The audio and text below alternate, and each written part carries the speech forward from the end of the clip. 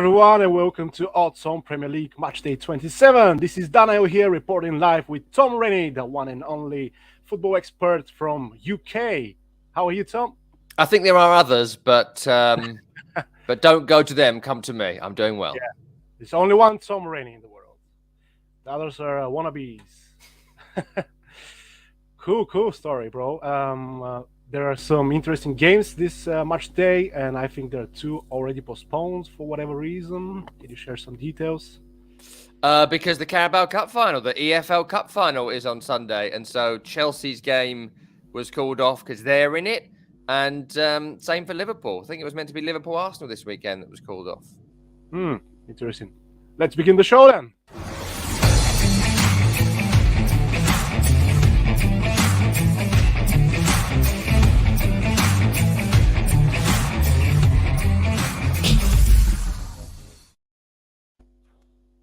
Okay, so first on the list is, Southampton and Norwich. Southampton has lost only 2 in their last 12 clashes in the Premier League after a 2-0 win over Everton on Saturday. Norwich, meanwhile, took the lead away to Liverpool on Saturday, but ended up losing 3-1. They slipped to the bottom of the table with Burnley winning against Brighton, and now Southampton is a big favorite here, and as always, should we bet against Norwich? Yes, as always, we should bet against Norwich. It's been a very, very, very successful tactical season, and I won't be changing it anytime soon. On Southampton, played really well recently, really, really well. To be 1.6 favourites for Southampton shows the form they have been in. No defeats in their last 4. Victory in 2 of that 4, including against Everton and Tottenham. Impressive at the Tottenham Hotspur Stadium before the loss. They picked up 5 games ago. They won at West Ham. No easy thing to do. So, really, really good team at the moment. You know, Ralph Hasenhüttl does the 4-4-2. It's football's best formation. It's why it was the formation for football for like 40 years. And everyone tries to come up with a new one that's better.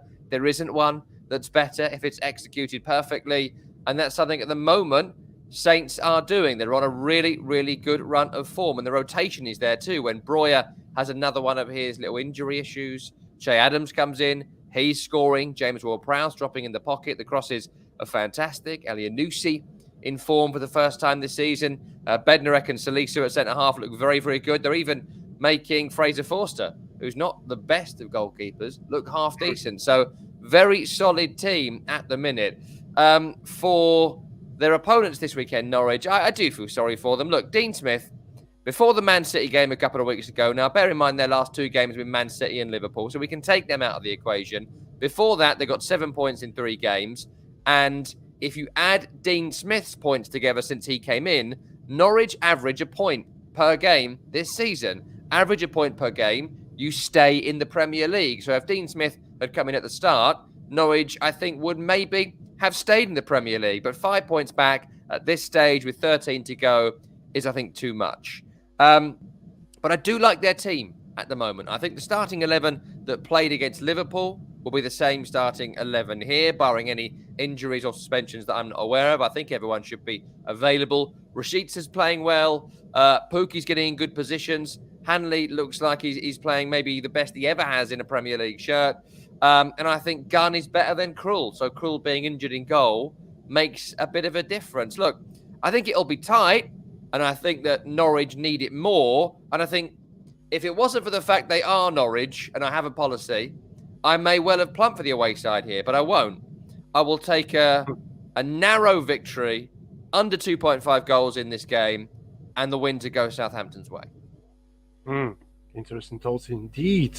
I agree with you. And then I get someone talking in my ear asking me if should add the Chelsea vs Liverpool game. So, and we probably should, being as it's the Carabao Cup Final. Maybe we do it last. Yes, I think we can leave it for last. And our viewers here, not visitors, sorry.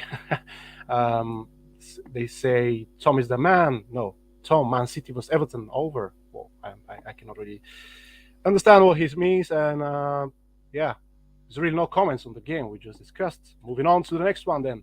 Leeds and Tottenham.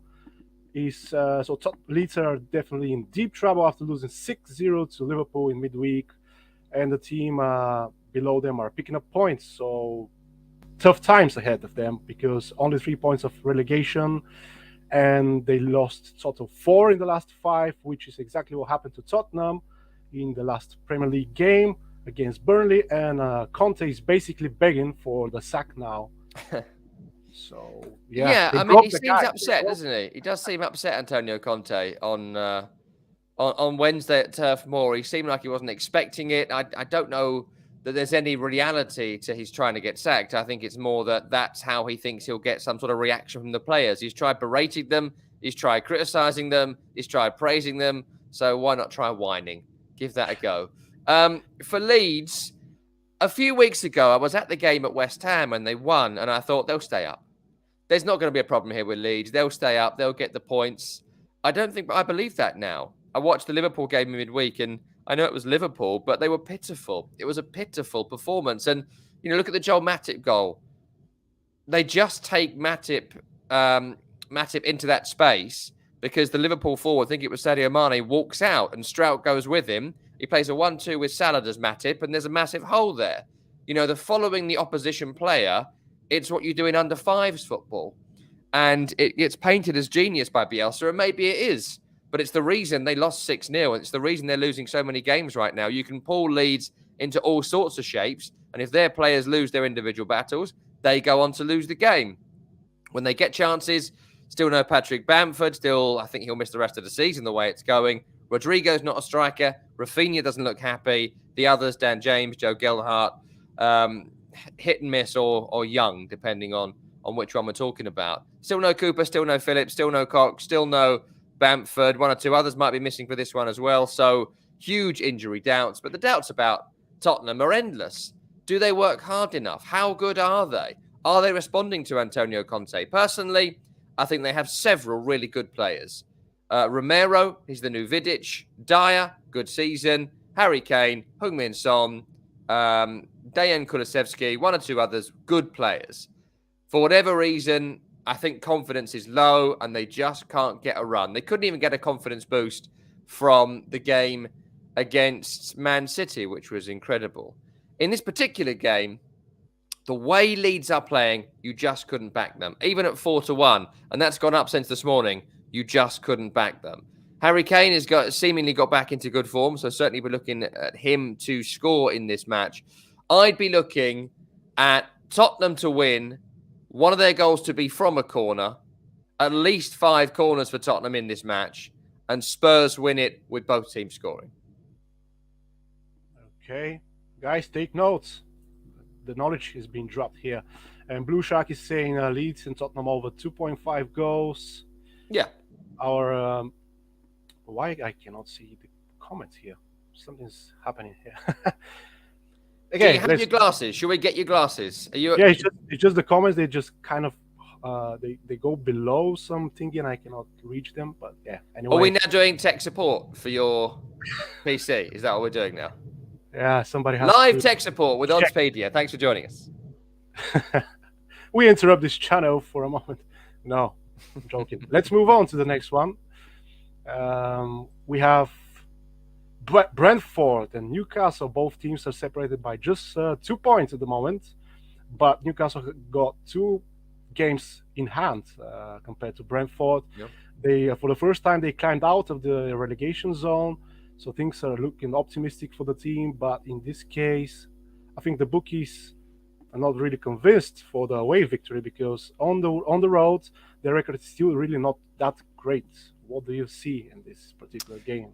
Yeah, tricky one this. Much like Leeds, I didn't think that Brentford would go down a few weeks ago, but 1 point in the last 5 games has started to get me to question that a little bit as well.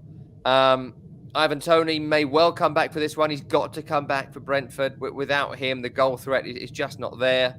1 or 2 others, big doubts for this weekend. Matthias Jensen, Christian Eriksen. Do we even think we're going to see Christian Eriksen this season? No, I don't think we will. I think signed more about the press releases than what he could offer on the field. So Brentford got issues. For Newcastle, I was at their game against West Ham last week, and without Son Maximan and without Callum Wilson, they still lack real goal threat. Without Kieran Trippier, they lost their best player of the last 3 or 4 games. That run of victories, I think he was the best player on the field for every single one of them. Now he's missing. Doubts about Ryan Fraser, doubts about one or two others for Newcastle. It's again going back to what 11 can they put out. Joe Willock put in his best game of the season last weekend. He's going to be crucial if they are to stay up this season, Newcastle, which I think they will from this point with the games in hand, plus the ineptitude of the teams around them as well. Go on a winning run and you're likely to stay up, and that's something that they have done. Earlier in the season, there was a great game between these two at St James's Park, 3-3. I think this one is going to be a lot tighter than that because Brentford are now on the downslope and Newcastle are on the upslope. I think Newcastle will do what they did at West Ham last week and go 4-5-1 and try and block Brentford out, score on the counter, score with some magic from Willock, and that's what they will do. A Newcastle win at 3-1 on its own is quite nice here. So I would just take Newcastle to win at 3-1. I quite fancy him for this weekend. If you're looking to double it up with something, I would be looking to double it up with Newcastle winning without conceding, because I think the defence has got better. Dan Burn was maybe the signing of the January transfer window. So Newcastle win, that's the tip here. And if you guys want to be a little bit more conservative, the draw no bet market pays around 2.5. Depending on your bookie, could be even higher. Yes, most of our listeners agree with you for double chance X2 or Newcastle win. And finally, I can see the comments from the previous match, Hurricane to score. I guess that odds will be quite good there. Yeah, let's not dwell. I would like to say on the past games. Moving forward to Brighton and Aston Villa. I'm in great condition today, guys, as you can see. Almost as yeah, I was not going to say that. Censor myself. Brighton and Aston Villa is next.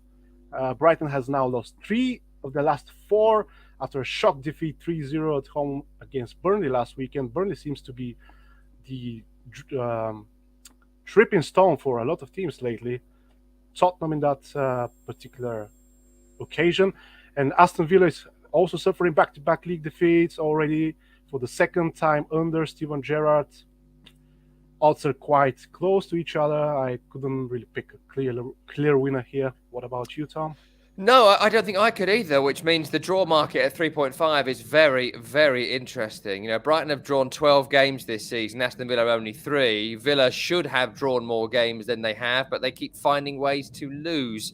And that's been the recent story under Steven Gerrard. They've lost the last 2, and Gerrard wasn't furious with the loss against Watford, but he certainly looked like he was seeing these players for who they are for the first time. We spoke on this show a couple of weeks ago about the new manager bounce being over, and now we've got to find out what Aston Villa are. I think Steven Gerrard is finding out what Aston Villa are, and that is a team with 1 or 2 star players, but apart from that, a pretty average mid-table team. And I think that he is going to limp his way to the end of this season. And that might be an issue going into next season because Villa won't finish much higher than 11th and they won't finish much lower than 13th. Not particularly interesting. There was some concern about Villa's potential relegation when Gerrard took over, but I think there's big issues at the club. For Brighton, once upon a time, they were in the Champions League mix. They're way off that race now. They won't qualify for European football next season. And so it's about managing their way to the end of this season. If they could have turned draws into wins this year, they may well still be in that mix. Another game for Brighton where a bunch of defenders are out. Adam Webster is missing for this one. Lewis Dunk remains out for this one as well. So, you know, you've got that question mark about why they sold Dan Burn. Like, why did they sell Dan Burn? What was the reason for selling Dan Burn, who I thought probably was their best centre-half? Doubts about Shane Duffy as well, considering his row with Robert Sanchez, the goalkeeper, last week, was very perturbing. Look, every Brighton game this year at 3.5 for the draw, I'd always plump 3.5 for the draw. I wouldn't fancy Brighton. I wouldn't fancy Villa. There's 2 scorelines here that I fancy. That's a draw with neither team scoring or a draw with both teams scoring 1. I wouldn't go higher than that, and I wouldn't pick a winner. Okay, Blue Shark says Villa draw. David says both teams cannot be trusted right now. That's obvious. And Bray says hi from Ghana, hi from all over the world, broadcasting live from UK and Bulgaria. And moving on, Crystal Palace against Burnley. As mentioned, Palace earned a huge 4-1 win away to relegation rivals Watford in midweek to jump above Aston Villa and Leicester into 11th. And now Burnley have won back-to-back league matches for the first time this season and have only lost one in their last 6 to move up the table. And also they got, I think, 2 games in hand, which is quite good, quite optimistic for the Burnley team at the moment. Well, Burnley make their annual charge to safety, as they do in the final third of every season. Anyone who thought Burnley would go down needs to give their head a bit of a wobble. They were never going down. They'll never go down. They'll be here forever, or at least until Sean Dyche decides he doesn't want to do this every season anymore. For Crystal Palace, played really well against Watford on, I think it was Wednesday night. A few players who had been close but no cigar recently, Wilfried Zaha, Conor Gallagher, Michael Olise, finally got that sweet cigar. And they thrashed a really, really poor Watford, who are going to get relegated this season. So good result for Palace, and just kind of stop those doubting questions there has been over the last few weeks for the manager, Patrick Vieira. Started the season great, gone off the boil a bit, but that was a really important victory for them. And I think 29 points, 9 clear. Despite the games in hand Burnley have got, I don't see them taking over Palace's position this season. For Burnley, you always knew they were going to do it. I think the best thing that happened to them was Chris Wood being sold. Chris Wood was labouring up front for Burnley. He is now gone. That forced them to buy Wout Weghorst, who I thought had another stormer against Tottenham in the Storm at Turf Moor in midweek. And I think with his ability and the new confidence that Burnley have, I think they'll stay in the Premier League, and I think they'll win here at 4.5. And that will go up. It started this morning around 4.2. It's gone to 4.5. I expect it around 5s when we get to Saturday. I will hold off on laying this until closer to kickoff, a couple of hours before kickoff. They'll get up to about 5.5. The 5.5 for Burnley to win this game and make it 3 in a row, I think is a really, really interesting score. And that's what I'd be going for. Burnley to win. Very bold indeed. Most of our audience would rather go for Crystal Palace or draw no bet. Crystal Palace draw no bet at home, says Dream 3. But I'm not sure whether the odds for that will probably be very low, very conservative. And if we want low odds, we should move on to Man United and Watford. Only 135 for Man United win. Certainly, I wouldn't trust my money, because here you would need a handicap for the 1x2 market to make any significant win. And what are we seeing from Man United? They only had one shot on target against Atletico Madrid, and they were really lucky, in my opinion, to get the draw. Speaking of not improving things, Watford and Roy Hodgson really hasn't clicked that much so far. They have only won 1 in last 5 matches since he's in charge, and they suffered a great loss 4-1 on Wednesday night at home to Crystal Palace.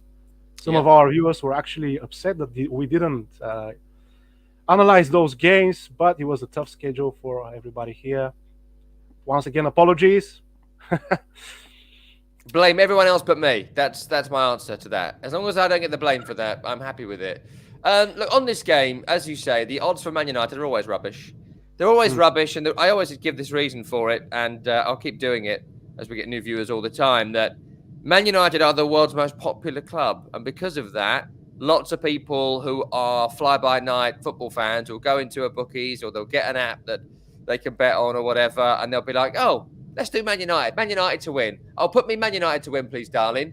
Like when you go to the races and someone who knows nothing about horses says, oh, my name's Tom, bet on the horse that's called Tom, for just because you do, right? And there's nothing wrong with that. It's great, a bit of fun. But that's why the Man United odds are always so low. It doesn't reflect their quality.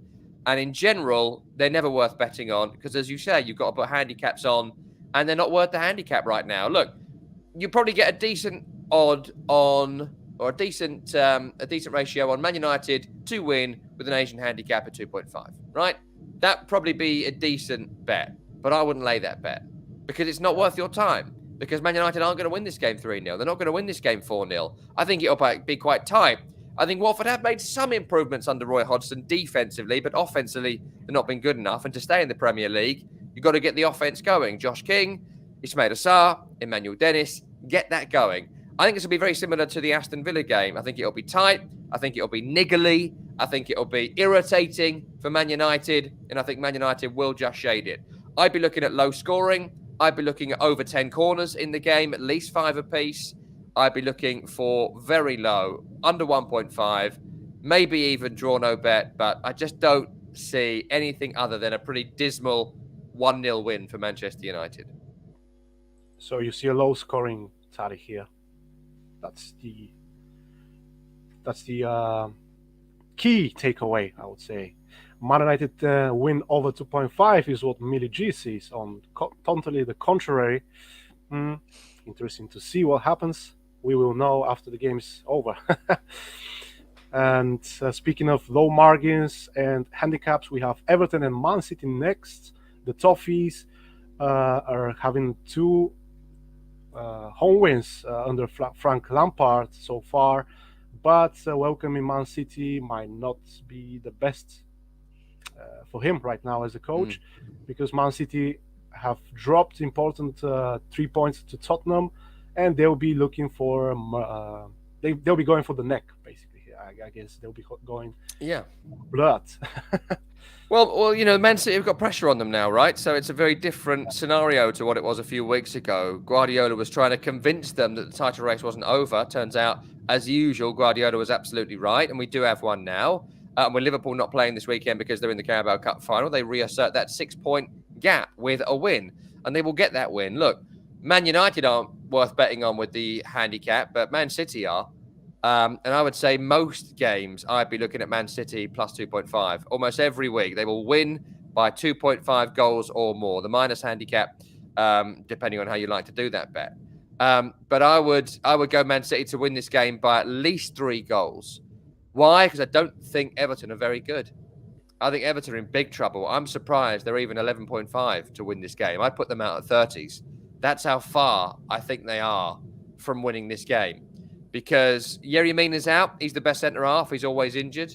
Doubts about 𝐷𝐿𝐴. He's been out for most of the season. And up front, Calvert-Lewin's not doing it. Richarlison's too busy whinging to do it. And the rest of the team, I don't think, is Premier League quality. Dele Alli and Donny van der Beek, bad signings. Bad signings at a bad time for Everton when they had to bring in real workers, real grafters. They brought in a couple of players who I don't think fit that bill. And earlier we spoke about Leeds might go down. I think you're looking at Norwich and Watford, and the other team being Leeds or Everton. I think they've hired a pretty average manager. I think they've got a massive job on. I think their squad is weak. The fans are restless, and the fixtures are tough. This is a big Man City win over Everton, putting them right in trouble. They still have three games in hand, and Donny van der Beek, actually, he won Man of the Match award, if I'm not wrong. Yeah.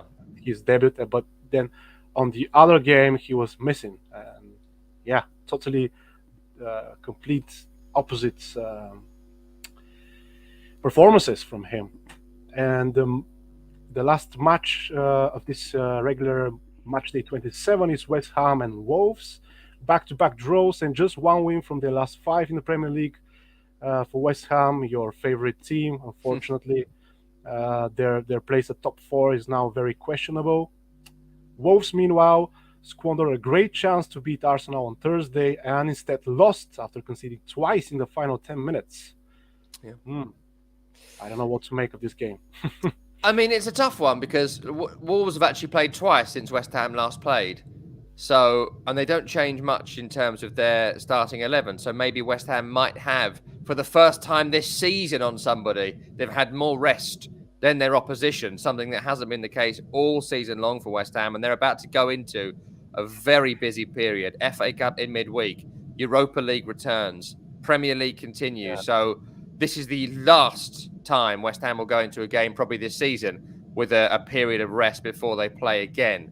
So they should be favourites to win. But I've been to a few West Ham games recently and they're playing very poorly. They're playing really poorly. Declan Rice is having less of an impact on games. Thomas Souček, I think if they'd had a better squad, would have been dropped by now. He's been playing so poorly. Mikel Antonio, if they'd have bought a striker in January or at any point during the last 18 months since they sold Sebastian Haller, he would have been dropped right now. He's been playing so poorly. Benrahma, same. Fornals, same.